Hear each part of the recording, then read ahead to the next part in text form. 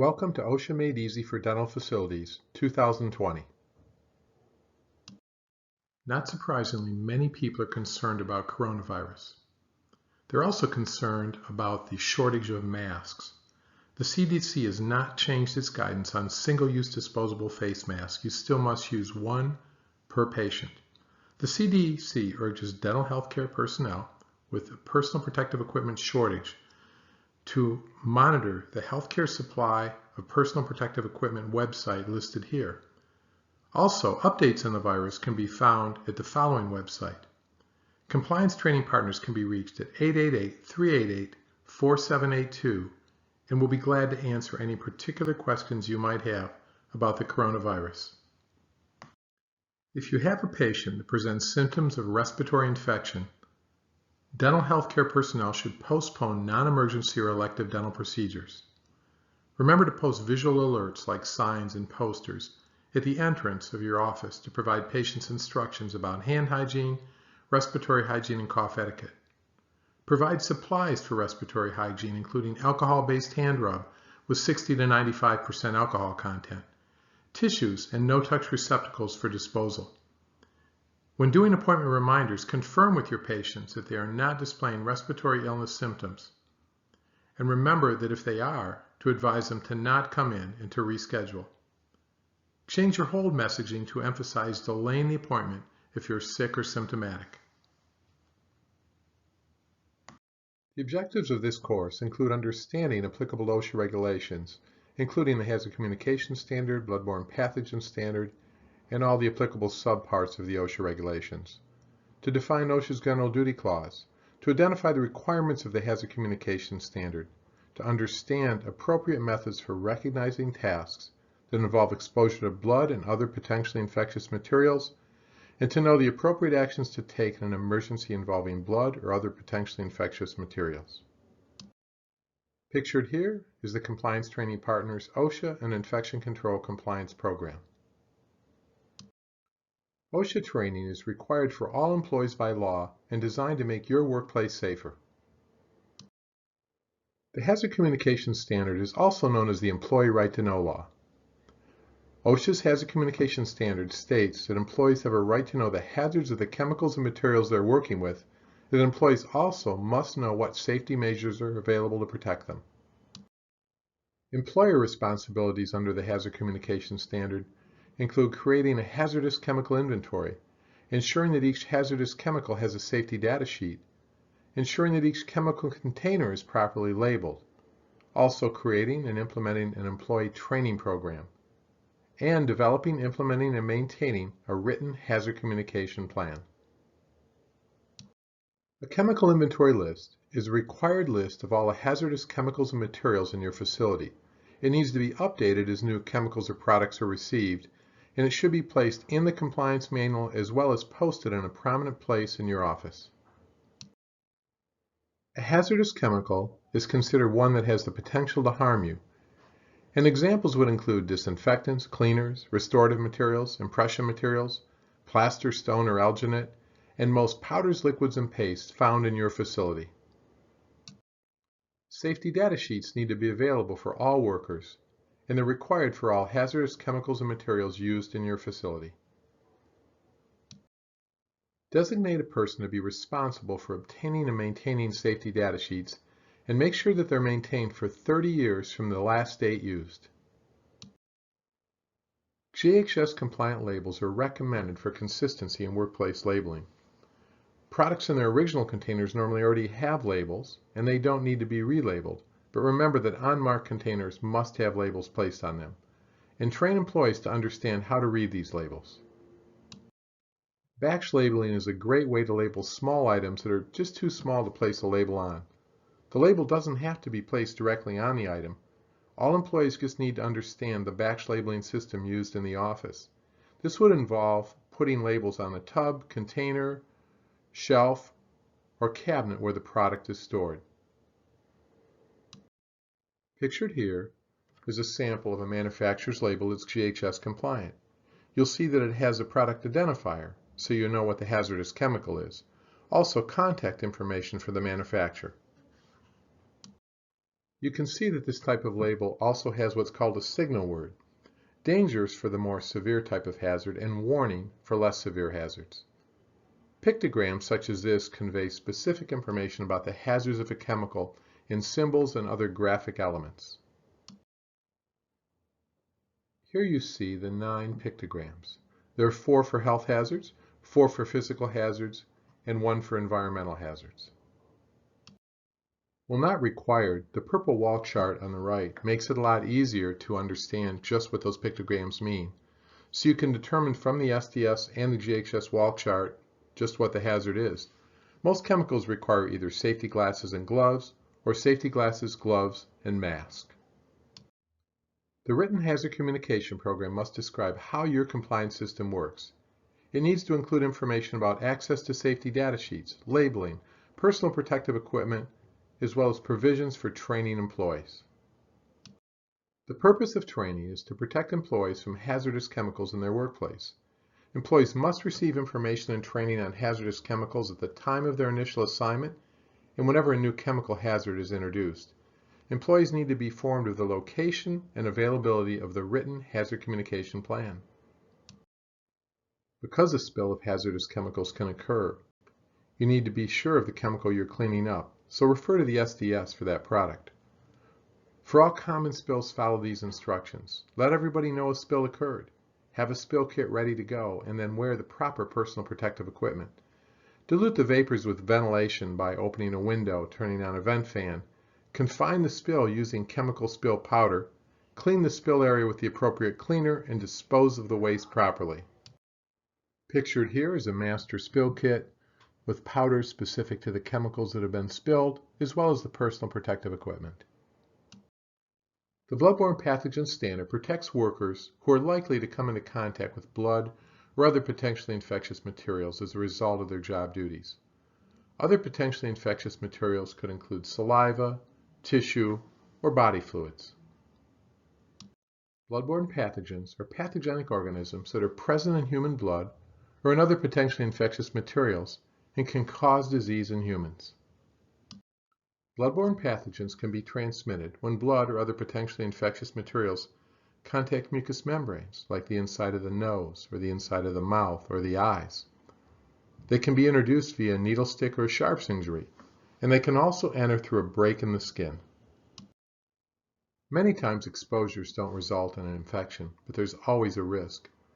Variables would include the pathogen involved, the type or route of exposure, the amount of infected blood or body fluid involved, the amount of bacteria or virus in that infected blood or body fluid, whether or not post-exposure treatment was provided, and also the immune status of the exposed worker. While there are thousands of bloodborne pathogens, the primary bloodborne pathogens of concern are hepatitis B, hepatitis C, and HIV. Hepatitis B, also known as HBV, can cause hepatitis, which is defined as an inflammation of the liver that can lead to liver damage and death. It can survive outside the body at room temperature for up to a week, and it's 100 times more contagious than HIV. Immunization is available and highly recommended, but remember that hepatitis B can't be cured, and after decades of decline in new cases, progress on hepatitis prevention has stalled. Hepatitis C is a viral infection that affects the liver and is spread primarily through contact with the blood of an infected person. It's the most common bloodborne infection in the U.S. and can live up to 6 weeks outside the body at room temperature. There are 3 million chronic carriers in the U.S., as well as 17,000 new cases per year. It reproduces in the liver, causes inflammation and cirrhosis, and it accounts for an estimated 1/3 of cases of primary liver cancer in the U.S., and is the leading cause of end-stage liver disease in the U.S. as well. Hepatitis C virus, or HCV, is most often spread by needle sticks or sharps injuries. Also illegal injectable drug use and tattoo placement. There's no vaccine available, but recent cures with oral medications are available, but they cost about $100,000. There are over 1 million people in the U.S. infected with the human immunodeficiency virus, known as HIV. There are 40,000 new infections annually. It's a very fragile virus, and it survives only a few hours outside the body. It attacks the human immune system, Many patients have no symptoms or they have mild flu-like symptoms, so they don't even know they have it. Most infected with HIV eventually develop AIDS, and treatment is limited. There's no cure and no vaccine available. TB's mode of transmission is not considered bloodborne, but airborne. TB is spread by inhaling what are called droplet nuclei from infected patients. This would occur if they coughed, if they were speaking, laughing, or sneezing. There are two types of TB conditions. First, latent TB. In this case, the patient is infected, but bacteria are not actively reproducing. The patient is non-infectious and displays no symptoms. They can be treated in the dental office safely using standard precautions. TB disease, on the other hand, the bacteria are actively reproducing. The patient is infectious. The patient is usually symptomatic, and they can't be safely treated in your dental office. The most common signs and symptoms of TB disease are fatigue, fever, weight loss, night sweats, chills, a chronic cough of 3 weeks or longer, and coughing up blood and mucus. Healthcare facilities may be considered either low risk or medium risk for TB. In low risk facilities, patients with TB are unlikely to be seen. Most dental offices are considered low risk. Employees should have a baseline TB test only. Medium risk facilities, patients with TB are likely to be seen. They should have not only a baseline test for all employees, but an annual TB test as well. To prevent the transmission of TB in your facility, defer treatment on suspected TB patients because they can't be safely treated in your office. Mask symptomatic patients and move them away from others. Instruct them to cover their mouth and nose when coughing or sneezing. Provide them with tissue and dispose of it in no-touch receptacles. Provide alcohol hand rubs in the waiting room for them to disinfect their hands. And refer them to a local hospital for diagnosis and clearance before you provide treatment for them. It's required to have a written exposure control plan that's accessible to all employees. It's designed to eliminate or minimize occupational exposures in your workplace. There are a number of things required in the plan. Identification of hazards in the workplace.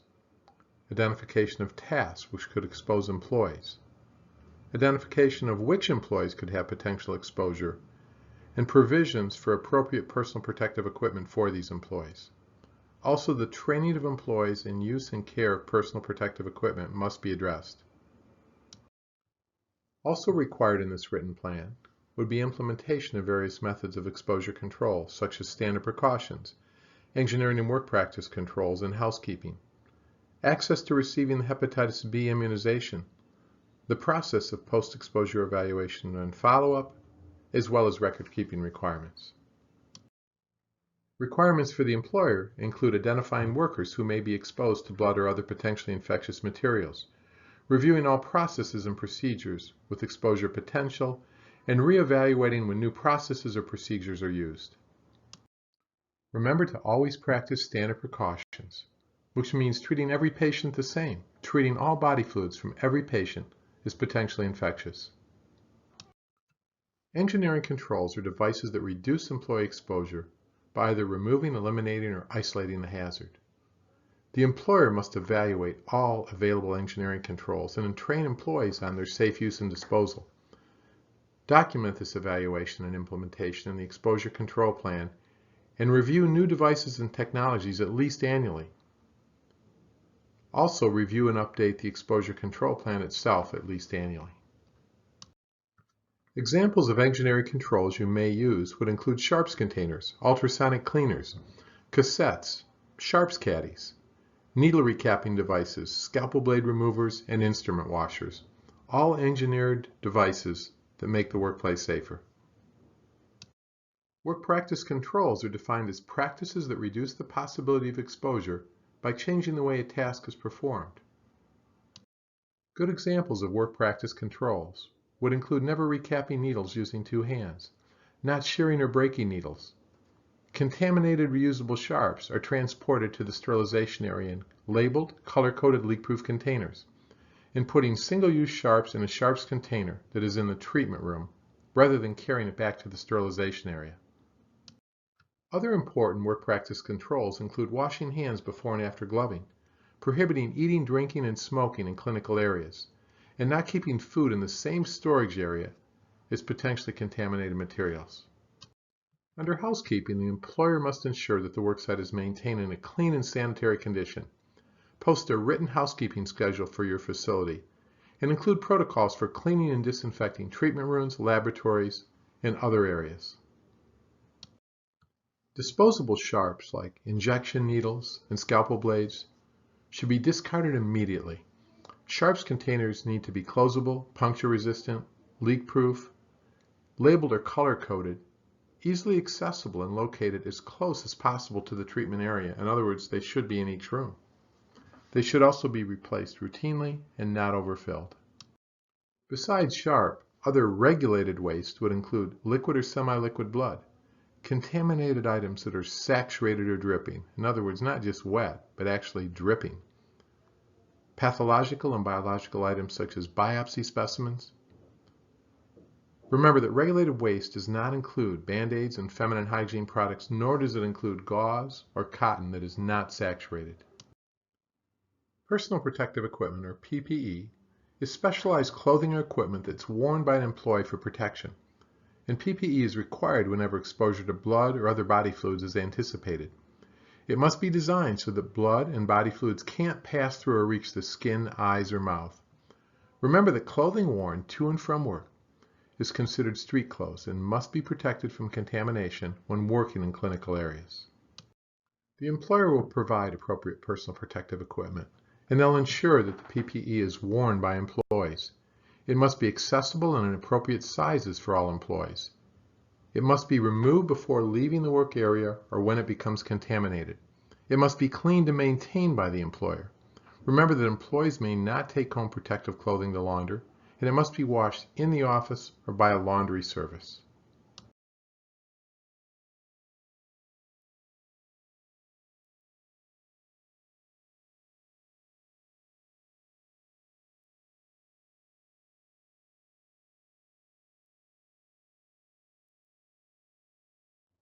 Gloves need to be worn when hand contact with blood or other body fluids can be anticipated, or when handling or touching contaminated items and surfaces.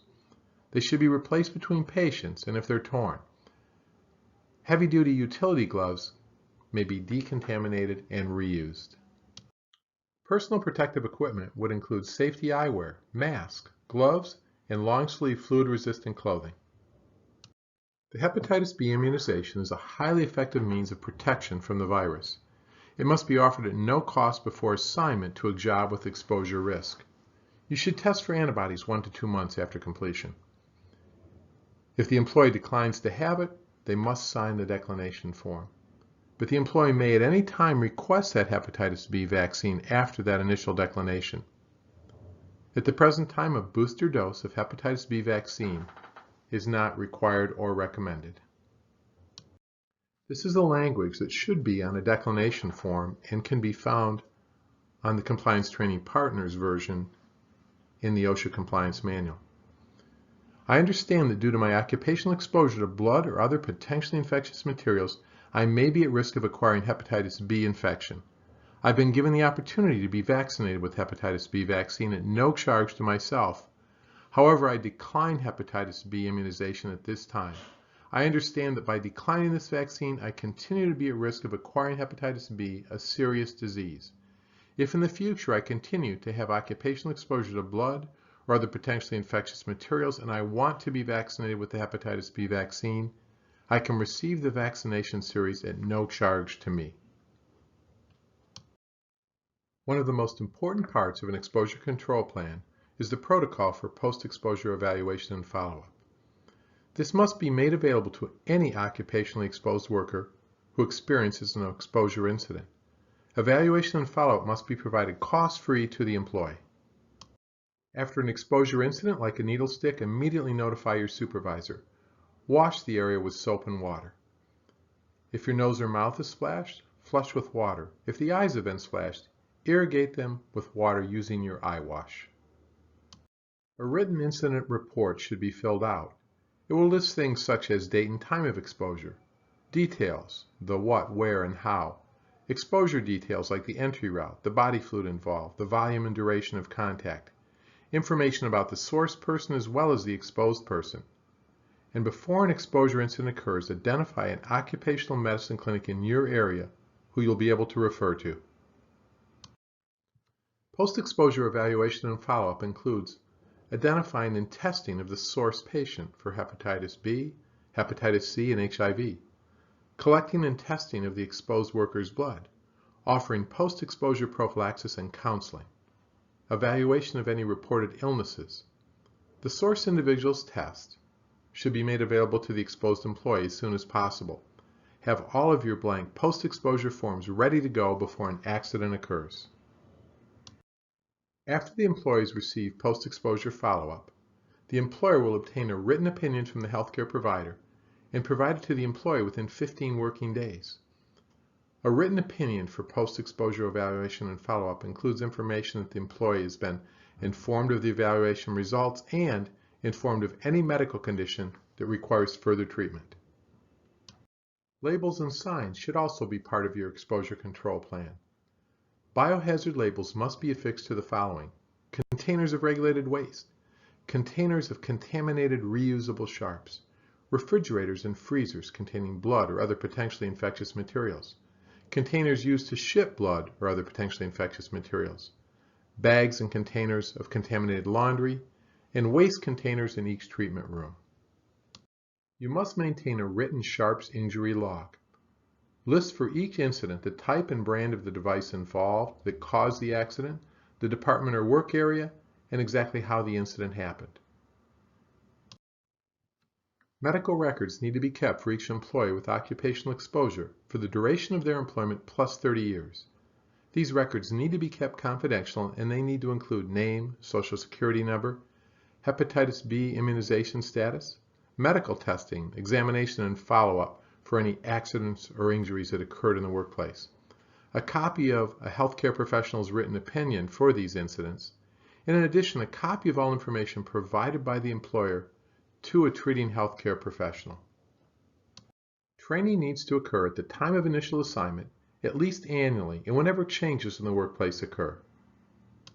Now that we've covered hazard communication and bloodborne pathogens, let's talk about other applicable parts of the OSHA regulations. OSHA's Subpart D, walking and working surfaces, means that you must have all areas clean, orderly, and sanitary, aisles and hallways free of clutter, floors clean and dry, and stairways have to have railings. Subpart E, means of egress, requires no obstructed escape routes, no locks or fastening devices that might prevent escape, either illuminated or glow-in-the-dark exit signs, and artificial lighting if power fails. There should also be fire and smoke alarms, and there should be at least 2 means of egressing or leaving that facility. Remember to have a written fire prevention plan and a written emergency action plan. Occupational noise exposure falls under Subpart G, and whenever noise exposure reaches or exceeds an 8-hour average of 85 decibels, preventative measures must be taken. It's been documented that noise levels in dental facilities are well below this level. Simply offer disposable earplugs to employees who request them. Might be a good idea when they're working around the lathe or the model trimmer. Subpart G also covers ventilation. And important considerations for proper ventilation would include the use of vent fans, high volume evacuation, vacuum hoods, and proper HVAC circulation. Remember that vent fans are great to use in labs where monomers or other strong-smelling chemicals are used. Vacuum hoods are great when you're grinding dental materials that produce dust. Remember to turn your HVAC system fan to on during working hours, so now you're getting 5 or 6 exchanges of fresh air an hour in your facility. And high volume evacuation, you have it in every room, but remember to turn it on not only when you're working on the patient, but when you're doing things like grinding temporaries, so you don't have to breathe that dust. Subpart H, hazardous materials, involves compressed gases. Make sure that your tanks of compressed gas are properly labeled, and that could mean a label on the wall behind the tanks, so you don't have to change it all the time. Also very important, secure the tanks in an upright manner with cables or chain, so that they're either chained to the wall or the cart that they're on. Remember that tanks of compressed medical gas including nitrous oxide, nitrogen, and oxygen, can be under over 2,000 pounds per square inch. If they topple over because they're not cabled, this is what can happen. Nitrous oxide levels need to be maintained below an average of 50 parts per million in your facility. To be at this level, you need to have a scavenger system that's operating properly, and also a sound nitrous oxide protocol. To me, that means making sure you remember to turn on the scavenger system, making sure that you tell the patient to stop talking when it's on, otherwise they'll spew the nitrous out at you, and lastly, making sure to turn that nitrous off. Many times the switch gets left on, then it's expelling the gas into the room. While it's not required, at Compliance Training Partners, we highly recommend testing nitrous oxide levels quarterly. Personal protective equipment is required for most procedures in your office, and this includes masks, gloves, safety eyewear, and long-sleeved, fluid-resistant clothing. You need to know how to properly use it. If you have questions, ask. Proper care and maintenance is required. Another important subpart of the OSHA regulations would be Subpart K, First Aid. This is the subpart that requires you to have a first aid, self-aid kit for all employees, and that they know where it is and how to use it. Also, an eye wash station needs to be accessible for all employees. It needs to be inspected weekly, and you must be able to get to it within 10 seconds. Also, a written report of accidents that occur in the workplace must be maintained. Subpart L concerns fire safety. Your portable fire extinguisher must be kept fully charged, kept in a designated place, inspected monthly, and training for employees provided. A walk chart like the one here in the picture is not required, but it's considered part of training and is a really good idea to have. Electrical safety requirements include not using extension cords, never handling cords with wet hands, and making sure to untangle cords. They should run parallel. In other words, they shouldn't be wrapped around one another. If you see cracked or worn cords or plugs, replace them. Make sure to use grounded or three-prong plugs. Ground fault interrupters should be present in areas where water may be found, such as labs, sterilization areas, kitchens, and bathrooms. Proper record keeping includes recording the results of treatment from work-related accidents. This would include examinations, medical testing, and post-exposure evaluation results. Employee medical records must be kept confidential and not disclosed or reported without the employee's written authorization, and medical records must be maintained for the duration of employment plus 30 years. Subpart Z, ionizing radiation, addresses safe use of X-ray machines. Remember that the operator must stay out of the path of the central ray when they're exposing X-rays. Employees need to be trained on how to properly operate the equipment and to follow all manufacturer's instructions. Also, it's recommended that all employees who operate X-ray equipment wear monitoring badges. Not required, but recommended.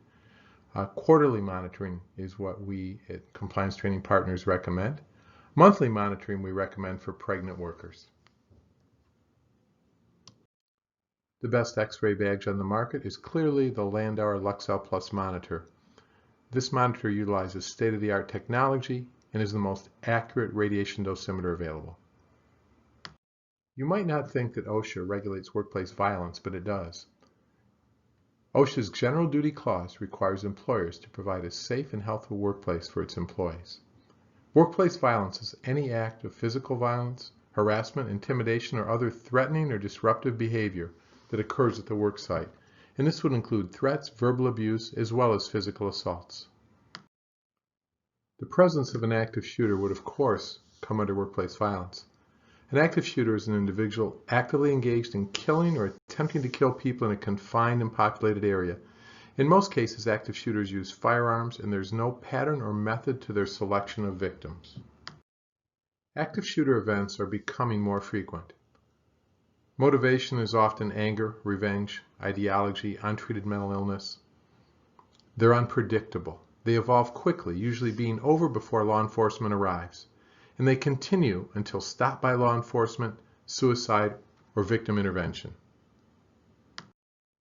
Preparation for such an event requires an emergency action plan, training, preventative measures, and responsibilities. Again, it falls under OSHA's General Duty Clause. See reference materials for more detailed information. Strategies to prevent workplace violence or to address it when it occurs include adopting a workplace violence policy and prevention program, ensuring employee awareness of that plan, providing yearly workplace violence training for all employees. Conduct a meeting and determine your workplace violence protocols. Protocols may be found in the Compliance Training Partners OSHA Compliance Manual. OSHA's General Duty Clause requires that an employer provide a place of employment free of recognized hazards likely to cause serious physical harm to employees. Often we call it the common sense rule. It requires that safety measures be provided for employees even when there's not a specific regulation that covers that hazard. OSHA may use the General Duty Clause to cite such things as ergonomic hazards. Doctors and staff should utilize technology and technique to eliminate or minimize ergonomic hazards. Properly adjusted chairs and stools to protect the health of the neck and spine should be a consideration. It's required that federal and state labor posters be placed in a prominent place in your workplace. This would include Job Safety and Health Protection, or the OSHA poster, Minimum Wage, Fair Labor Standards Act, Employee Polygraph Protection Act, the Uniform Services Employment and Reemployment Rights Act, state-specific posters as required, also Equal Employment Opportunity, and the Family and Medical Leave Act, if applicable. The only way to prove training occurred is to have training records. Training records need to include the dates of the training, the contents or summary of the training session, names and qualifications of who conducted the training, and names and job titles of everybody who attended. These training records must be maintained for 3 years from the date of training. Well, the real reason for today's training is to make the workplace safer. You do need to know what to do should you have an OSHA inspection. OSHA inspectors will typically ask for OSHA written manual, written documents, including a written hazard communication plan, your safety data sheet binder, written exposure control plan, and training records. They'll check for the posting of required documents as well as interview employees. They'll inspect the facility for compliance with OSHA standards, and then they'll comment on and note the hazards present.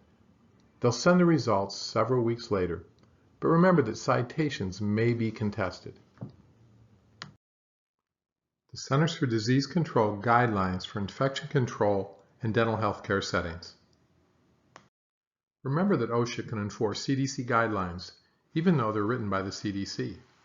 OSHA enforces them under a section of the OSHA regulations called the General Duty Clause. State dental boards and public health departments can enforce them as well. And the public and the courts of law expect us to be following them. Infection control is important to protect the healthcare worker as well as the patient from disease, to eliminate or reduce the spread of infection, and to protect your business from liability. CDC standard precautions are minimum infection prevention practices that apply to all patient care and includes hand hygiene, PPE, respiratory hygiene and cough etiquette, as well as cleaning, disinfection, and sterilization. Immunization is recommended to reduce the potential for disease transmission to both healthcare workers and patients. Please refer to Appendix B for a complete list of recommended immunizations. The CDC recommends that you have a policy for medical conditions and work restrictions. To do this, develop a written policy for work restriction due to illness or injury. Encourage employees to report their illnesses and medical conditions, and encourage them to seek preventative and curative care. Everyone should understand when to stay home and when to come to work. Refer to Table 1 for a complete list of recommended work restrictions. Proper hand hygiene remains one of the most important means of preventing disease transmission. Selection of hand hygiene products should be determined by the efficacy of the antiseptic agent and the acceptance of the product by your staff. Alcohol-based hand rubs can be part of an effective hand hygiene program. Make sure they're available in your office in multiple locations. But remember that hands must be washed with soap and water when they're visibly soiled, after direct contact with potentially infectious materials, before and after eating, after toileting, before surgical procedures, using approved surgical scrub. Please refer to Table 2 for hand hygiene methods and indications. Liquid hand hygiene products should be stored in closed containers and dispensed from either disposable containers or containers that are washed and dried thoroughly before refilling. Soap or alcohol hand cleansers should not be added to a partially empty dispenser. This practice may lead to biofilm bacterial contamination. It's recommended that you use professional-grade lotions and creams, as some over-the-counter lotions prematurely break down latex gloves. Recommendations for hand hygiene include not having artificial nails, keeping fingernails short with smooth edges to aid in proper cleaning and disinfection, and not wearing sharp rings or other hand jewelry that would compromise the fit and integrity of the glove. The same personal protective equipment that protects the employee under OSHA regulations protects the patient in CDC guidelines. Personal protective equipment is designed to protect the skin and the mucous membranes of the eyes, nose, and mouth from exposure to blood or other potentially infectious materials. So this would include gloves, face masks, protective eyewear, face shields, and protective clothing. The function of a face mask is to protect the mouth and the respiratory system. It must be replaced between patients and whenever visibly contaminated. Choose a mask with a high BFE or bacterial filtration efficiency rating. Compliance Training Partners recommends a high-quality mask that is rated at least 2 by the American Society for Testing Materials, or ASTM. It's important to know what the different levels of mask mean. The American Society for Testing and Materials establishes performance levels for masks depending on a number of criteria, including bacterial filtration efficiency as well as fluid resistance. Level 1 masks filter out 95% of bacteria containing aerosols 3 microns or larger, but have low fluid resistance. Level 2s filter out 98% of bacteria containing aerosols 3 microns or larger, and have moderate fluid resistance, where level 3s also filter out 98% of bacteria larger than 3 microns, but they have high fluid resistance. Safety eyewear protects both the eyes and the face. It should fit snugly over and around the eyes, and it should have side shields. Face shields protect the face, the nose, the mouth, and the eyes. They should cover the forehead and extend below the chin and wrap around the side of the face. Every day, about 2,000 U.S. workers sustain job-related eye injuries, and an estimated 90% of these eye injuries could be prevented through the use of protective eyewear. Eyewear is not just for employees. Patients should wear safety eyewear as well. Patient eye protection is the standard of care today. Make sure all patients wear protective eyewear for every visit. Gloves prevent contamination of hands when touching mucous membranes, blood, saliva, or other potentially infectious materials. They reduce the likelihood that microorganisms present on hands will be transmitted to patients during surgical or other patient care procedures. And remember that hypoallergenic gloves must be available for those allergic to latex. Sterile surgical gloves must be used for surgical procedures. Remember that disposable gloves cannot be washed or decontaminated for reuse. Utility gloves may be decontaminated for reuse. Gloves must be replaced immediately when torn, and they must be replaced between patients. Please refer to Table 3 for glove types and indications. Latex hypersensitivity includes contact dermatitis and latex allergy. Contact dermatitis can be caused by exposure to latex and frequent use of hand hygiene products. Latex allergy is more serious than contact dermatitis and is also caused by latex exposure. To prevent latex-related problems, take a thorough health history of both patients and clinical staff.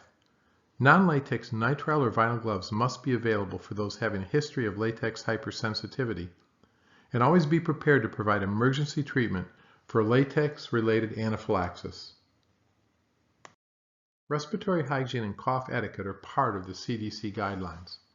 Implement measures to contain respiratory excretions in patients who are coughing. Post signs at the entrance with instructions. Provide tissues with no-touch receptacles. Provide alcohol hand rubs and paper towels in your waiting room, and offer masks to symptomatic patients. The CDC states that a sign such as this must be placed in your waiting room. Parenteral medications are medications that are administered through tissue and the circulatory system. Cases of disease transmission have been reported from improper technique. IV tubing, bags, connections, needles, and syringes must be single-use and disposable, and an aseptic technique must be used. Single-dose vials should be used as well. Do not administer to multiple patients, even if the needle on the syringe is changed, and do not combine leftover contents for later use. The proper sterilization and disinfection of patient care items requires multiple steps using specialized equipment.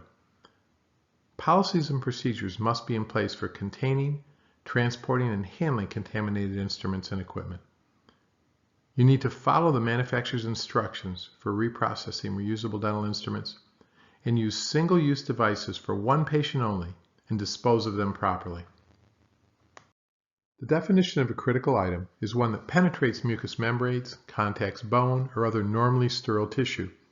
They need to be heat sterilized between uses or use sterile, single-use disposable devices. And examples of critical items would be surgical instruments, scalpel blades, periodontal scalers, and surgical dental burrs. Dental handpieces and their associated attachments, including low-speed motors and reusable prophy angles, should always be sterilized between patients. Studies have shown that internal surfaces of these devices may become contaminated. The CDC further states that if a motor is connected to air or water, it must be sterilized.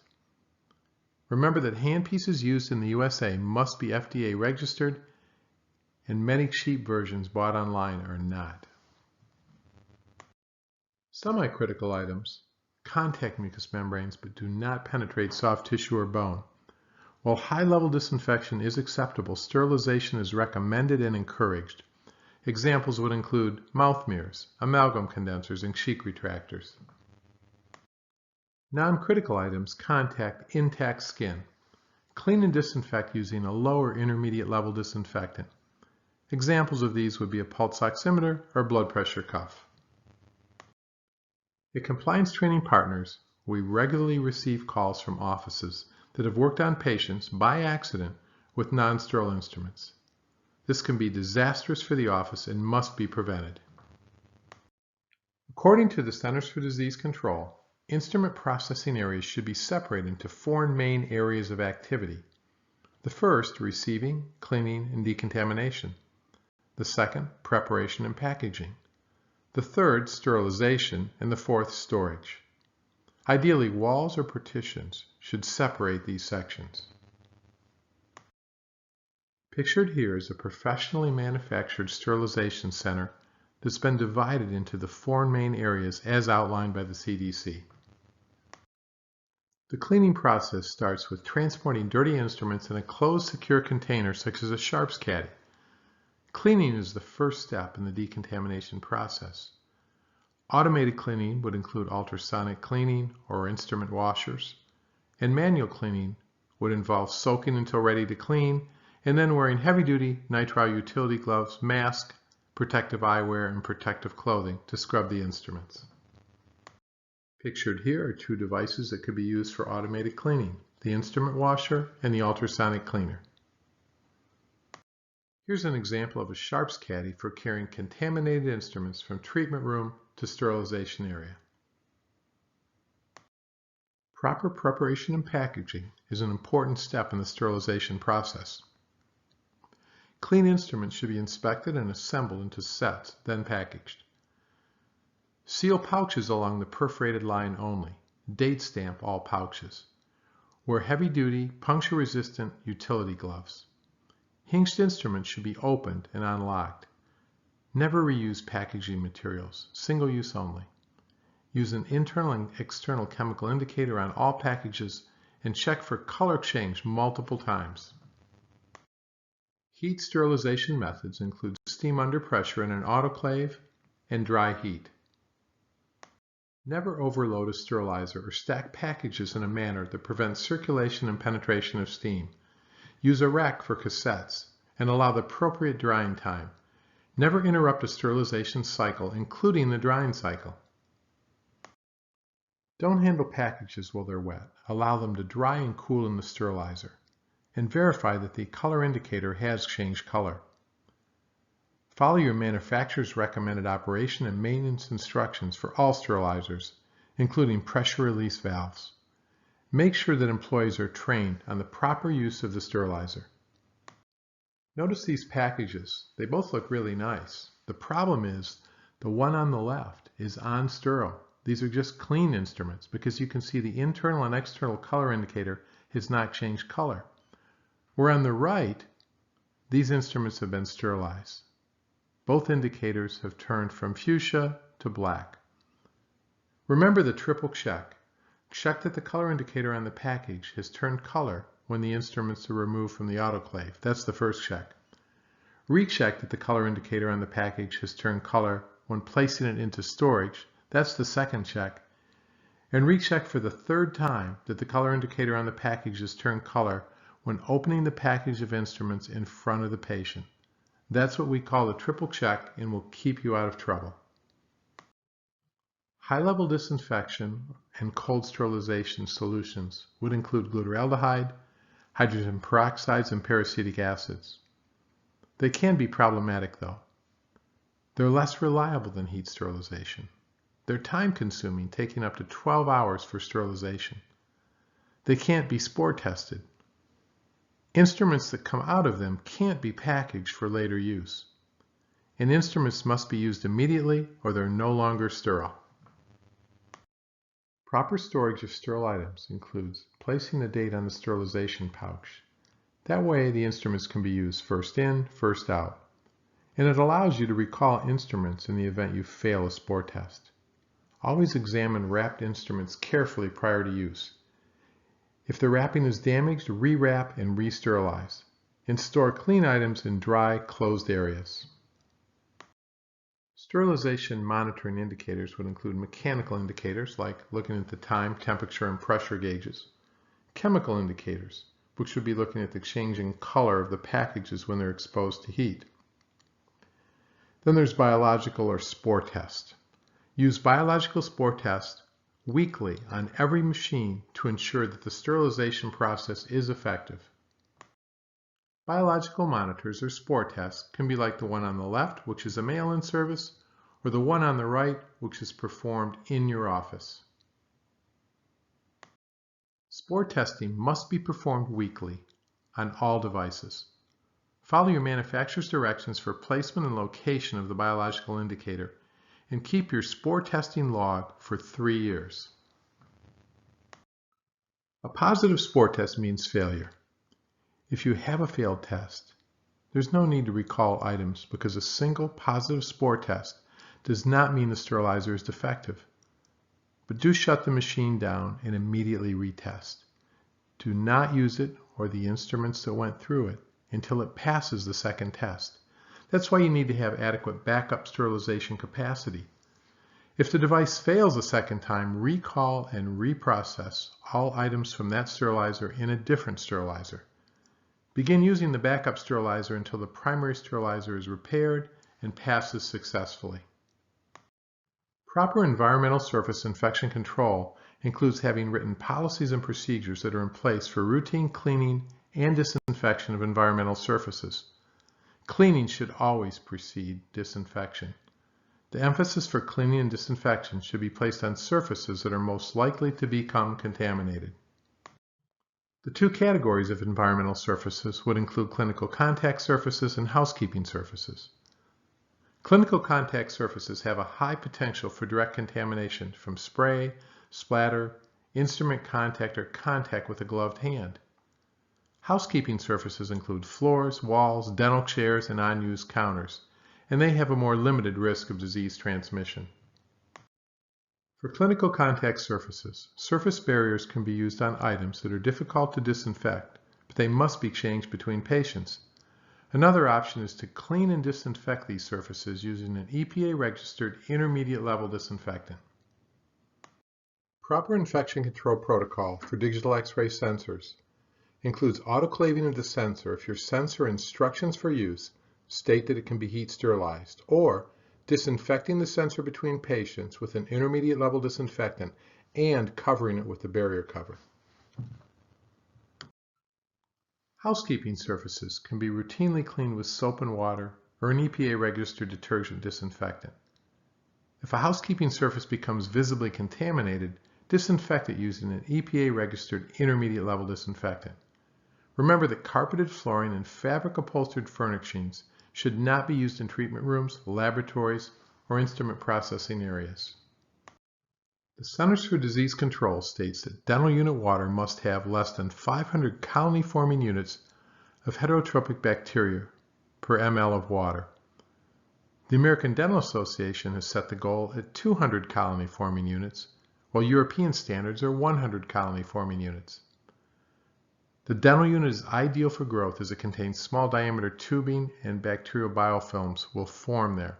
Dental unit water will absolutely exceed acceptable levels of bacteria unless proper treatment protocols are initiated.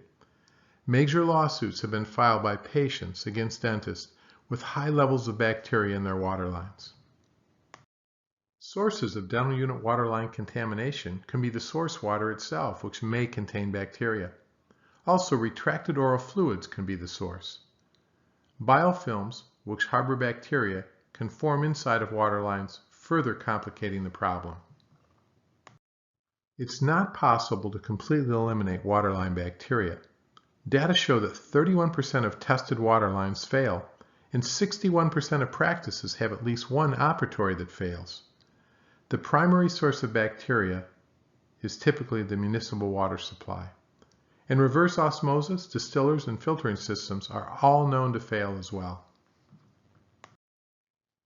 It's important to have self-contained water bottles for proper dental unit maintenance. The advantages of self-contained systems are that the dental team can select the quality of water to be used. The maintenance of the water system is under control then of the doctor and staff. It allows the use of waterline cleaners, low-level disinfectants, and shock treatments. And it allows the office to practice during times that the municipal water supply is under a boil water notice. While there are a number of ways to achieve quality water, a proven protocol that's recommended by compliance training partners is as follows. Shock your system overnight quarterly with Sterlex. Use a waterline cleaner weekly or utilize a full-time low-level disinfectant. Purge all water lines, leaving them dry over the weekend. Test your dental unit water for bacteria levels and maintain a log of testing.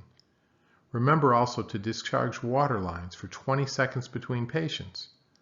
And remember that the EPA and dental unit manufacturers recommend that each operatory be tested at least quarterly. It's important to test the quality of the water coming from your dental unit.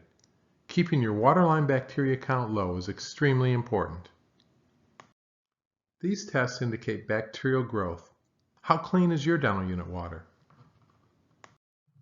Sterile saline or sterile water should be used for irrigation when doing oral surgery procedures. Delivery devices such as sterile bulb syringes or single-use sterile water lines should be used to deliver this water, not the water from the dental unit.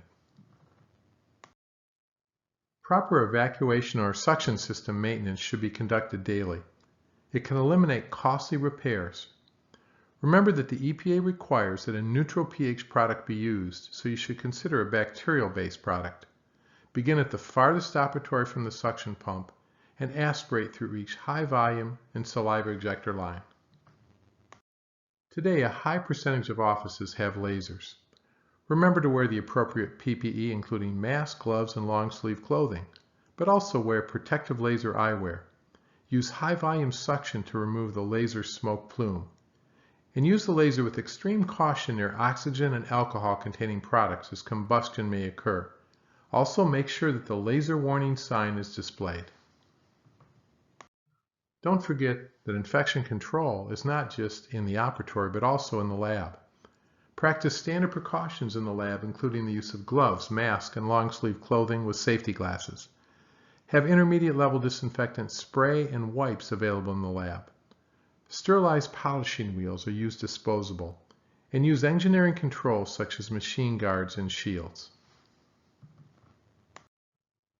Remember to clean and disinfect all impressions, bites, models, and appliances using an EPA intermediate level disinfectant before handling and before sending to an outside dental laboratory. Label each case with information on the disinfectant technique used. You're the kind of office that's trying to do things the right way, so why not market your OSHA and infection control program? Always open the package of sterile instruments in front of the patient. And all staff members, you should all be able to explain infection control and sterilization to the patient, and this includes all the front desk personnel. Show off your sterilization center to patients on an office tour, and remind patients that this office follows or exceeds all OSHA regulations and CDC guidelines for infection control, and place this information on phone messages, brochures, and websites. If you have any questions that weren't answered today, please contact the Compliance Training Partners Technical Services Department at 888-388-4782. Answer the following questions, true or false. The CDC states that dental unit water must be less than 500 colony-forming units. The answer is true. A cough etiquette sign must be posted in your waiting area. The answer is true. Spore testing is required weekly. This is also true. Employers are required to maintain their employees' personal protective equipment. The answer is true. Dental handpieces and associated attachments, including low-speed motors and reusable prophy angles, should always be sterilized between patients. The answer is true. Both mask and gloves are to be changed between patients. The answer is true. And the exposure control plan must be updated annually. The answer is true. Scenario number 1. While transporting instruments from the operatory to the processing area, Amy punctured her finger with a sharp instrument that had been used on the patient. What are the steps the office should follow to ensure OSHA compliance and proper infection control protocol? Proper post-exposure protocol would be as follows. First, complete post-exposure documentation forms. These can be found in the CTP OSHA manual for both Amy and the patient. Provide her with a copy of the bloodborne pathogen standard and all post-exposure documentation forms. Ask both of them to go to the local occupational medicine clinic you've selected for post-exposure evaluation and treatment. And either the patient or the employee may opt to not go. In this case, have them sign a declination form. Scenario number 2. What are some of the advantages of using dental units with self-contained water bottles in your office? The advantages include that the office can still function when there's a boil water notice in the community. Disinfectants and waterline cleaners may be run through the system. The system can be purged and left to dry overnight, which is excellent to kill biofilms, and shock treatments may be used as well.